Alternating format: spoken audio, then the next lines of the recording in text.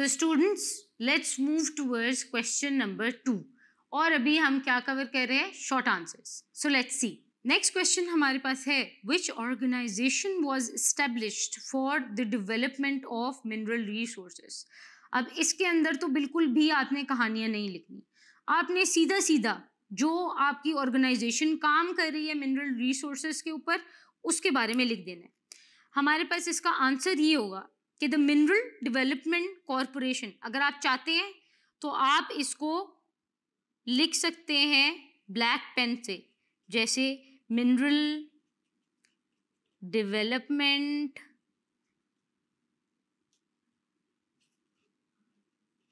Corporation, ये आप black से लिख सकते हैं.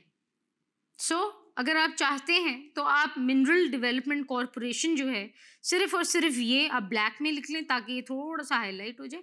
अदरवाइज इस आंसर में ज़रूरत नहीं है ओवरऑल कि आप ब्लैक पेन यूज़ करें. तो इसका आंसर ये होगा कि the mineral development corporation was established for the purposes of development of mineral resources in Pakistan in 1974. That's it. ये आपका आंसर यहाँ पर ख़त्म होगा.